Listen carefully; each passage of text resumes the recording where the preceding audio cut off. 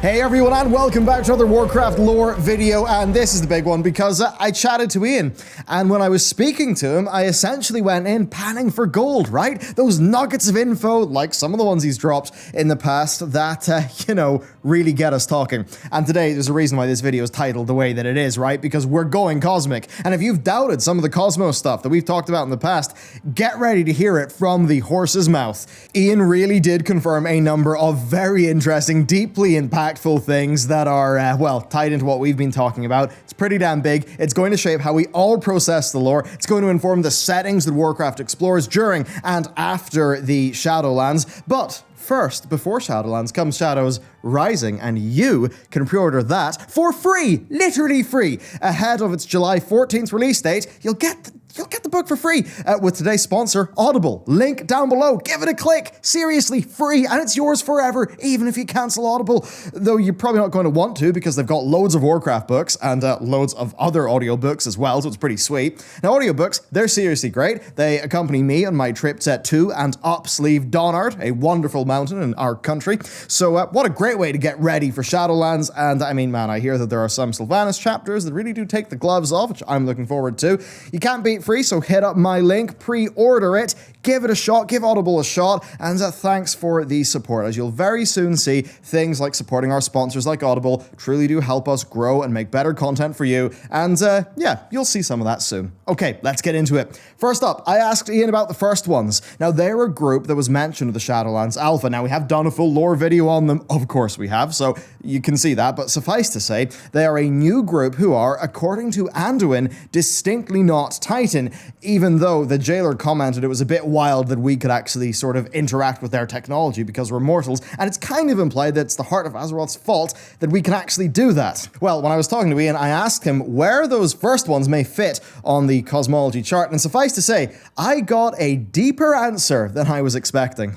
Recently, right, we hopped on the alpha and we saw a whole bunch of people mention the first one. So my question is, it seems the first ones might have made the Shadowlands, or at least a very big bunch of dudes. So where do you think they might fit into that cosmology chart that you guys have been teasing us with for so very long?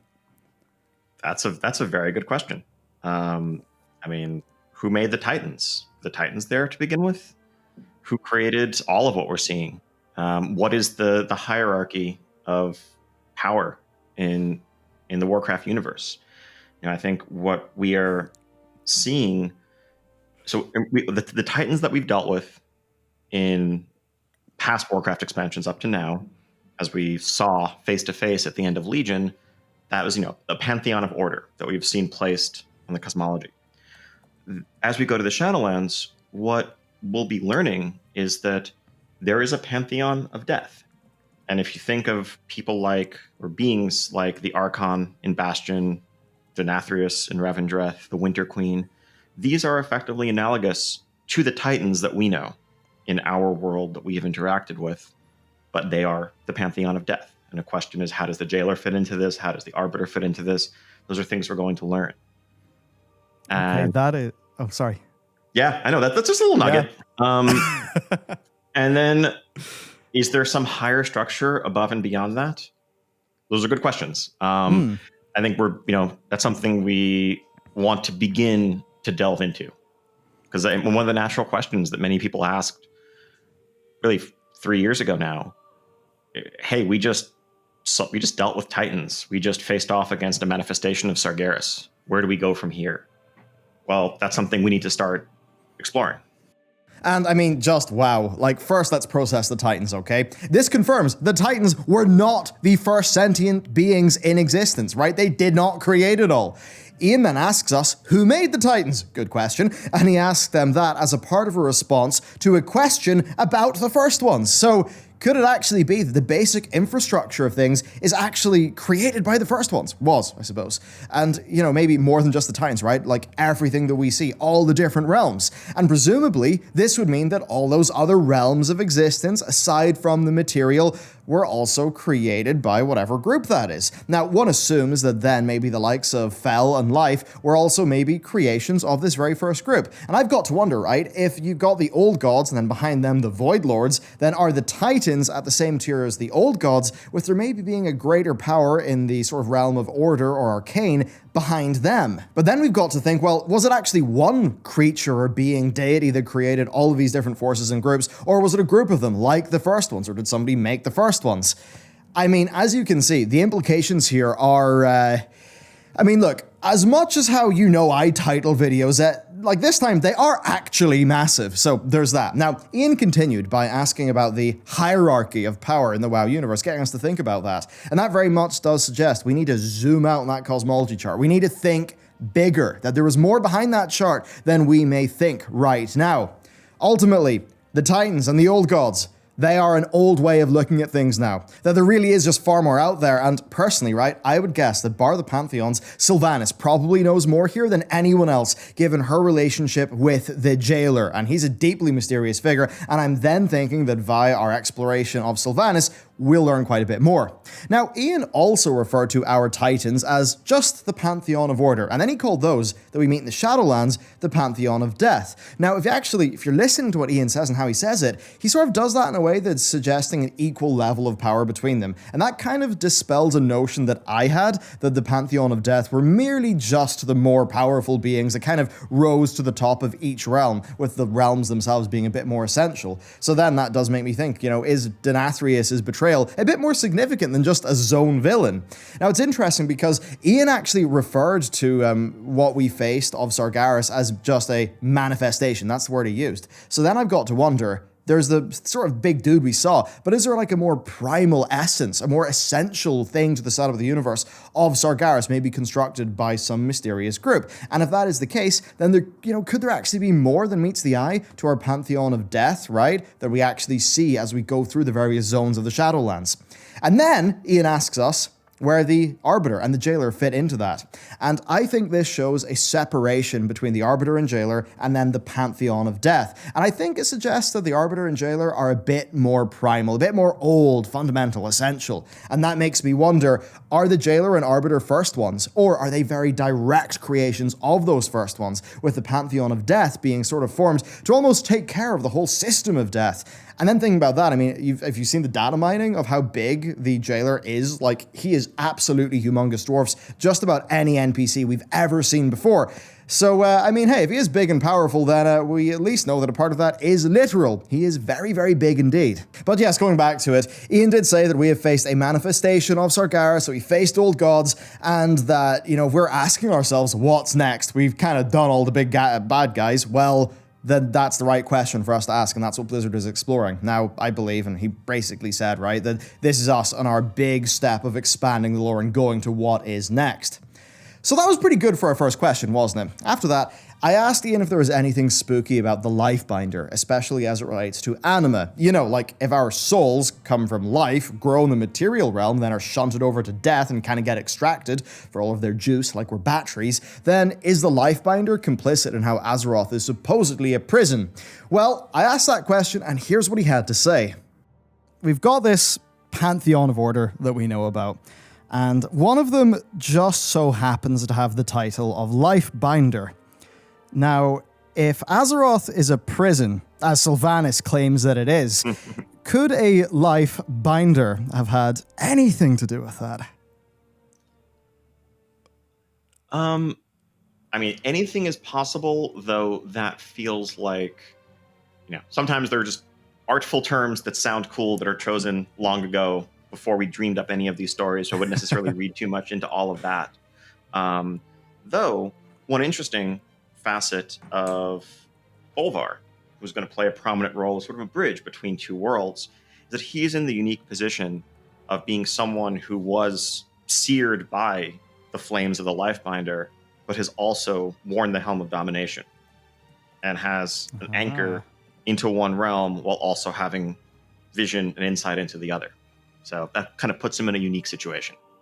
So with that one, I kind of suspect that Ian took Lifebinder to mean like Alexstrasza, and she does carry that title, but ANR also carries that title, and I was kind of wondering a little bit about that like ANR sort of Elunaria sort of life realm stuff going on, so I'm not really sure how much there is to read into there, actually, but we still did get a really great piece of information from Ian's response, though, that Bolvar was seared by the Lifebinder, Alexstrasza, and that essentially means he's got this weird foot in the door of both realms. And I found it really interesting how Ian actually kind of said realms there in a way that was connected to life, energy, and that does make me think, and look, I know I'm totally one to sometimes overread into his words in order to get a few lore videos out there. I'm a bit shameless about it, though, but I do have to wonder if that's kind of confirming, again, that there's maybe more going on with life than we may think. So that certainly is an interesting aspect, and I think how that's going to be reflected in game is in however Bolvar's connection to life impacts his experience in the realm of death. Now, that could be quite fun, because from what we understand, he's been having visions into the Shadowlands. He's not had a great look at the Shadowlands when he had the helm on, but he had visions into it.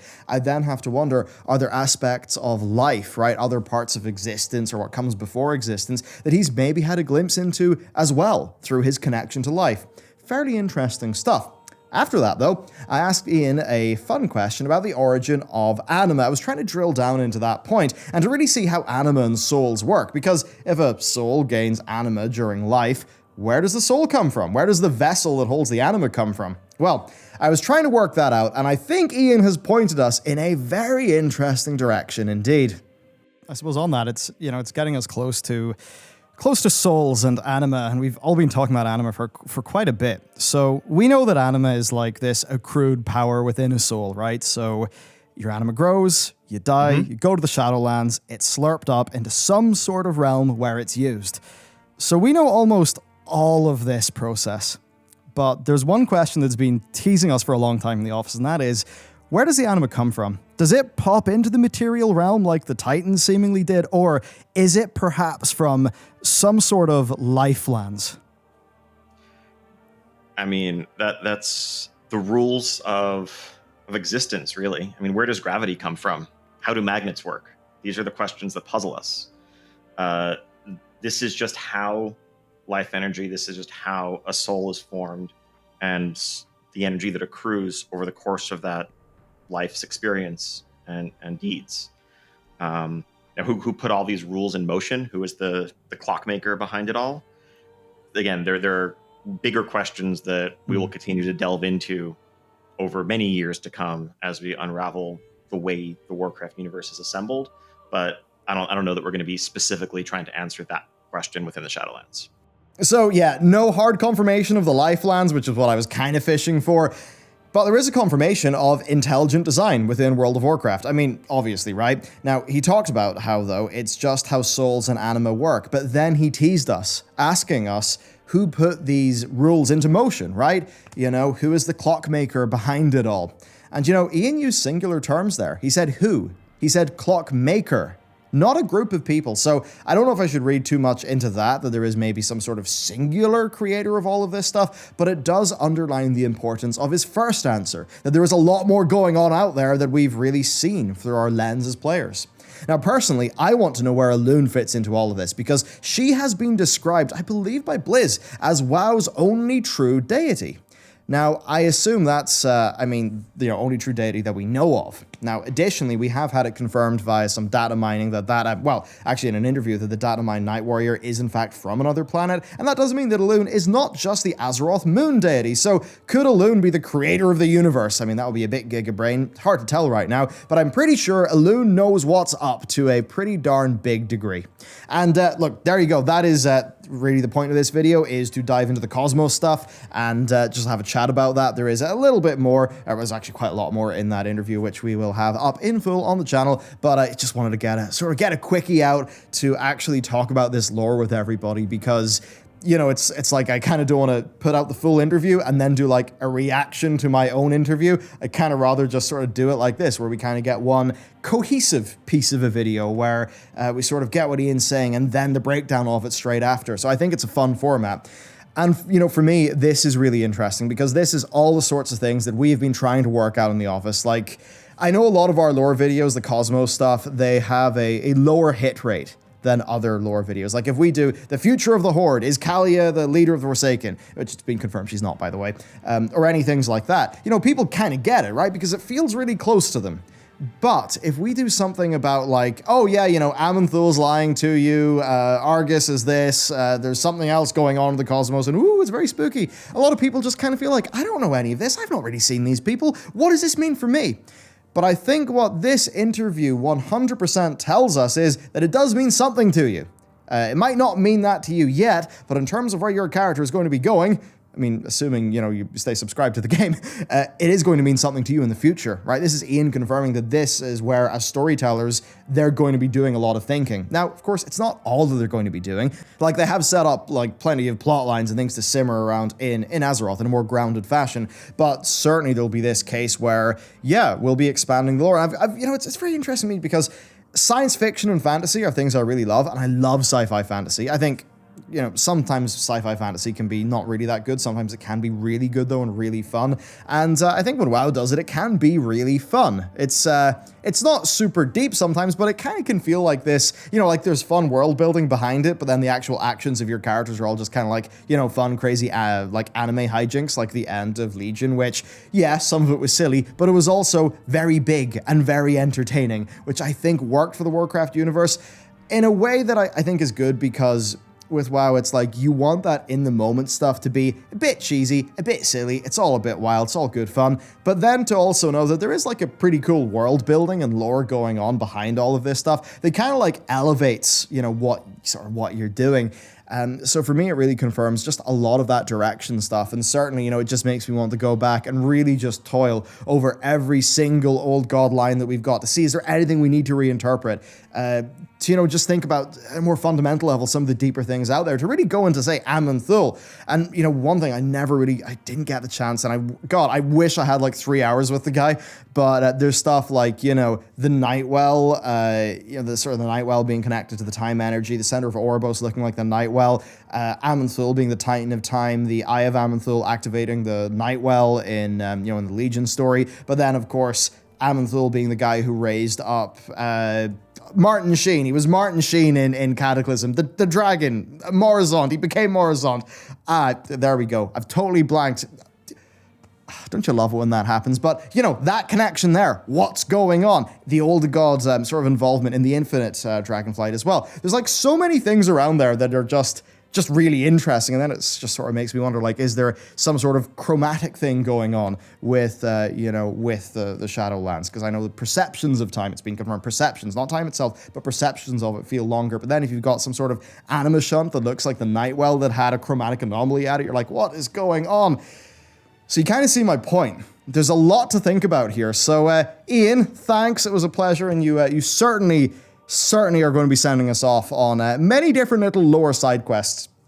It was quite funny, you know, we had 2 lore videos, one on Azeroth being a prison, trying to take a very literal view of Sylvanas' words in that cinematic, and another one on the implications of the destruction or whatever of Argus. So yeah, it was quite fun. We had those 2 lore videos mostly done, or essentially done, and then after this interview, well, yep, Jared sort of has to do some rewrites because we have to reframe them, because Ian is kind of... It's not that he's put things in a new context. I mean, he sort of has, but he's sort of confirmed. He's like solidified the line of thinking that we as sort of lore theory crafters need to apply as we move forward and how we process the lore. And I think that's really exciting because it kind of points us in a direction. So, Ian, thanks. As for all of you, I would love to know, what do you think about all of this? Do let me know down below. And if you want to support the channel, support the game dev, and I guess as well, support our sponsor, Audible, then you can hit up the link down below and, you know, you get an Audible credit. With that, you can use that Audible credit for any books you want. I would suggest, of course, that pre-order for World of Warcraft Shadows Rising, because, hey, you know, fall 2020 is when Shadowlands is coming out. So you got a big, juicy 10-hour audiobook to get through. I think it would be a pretty nice, chill experience. So yeah, there you go. You can check that out. Thank you very much for watching. Let me know what you think about all of this juicy lore goodness. And with that, I will see you next time.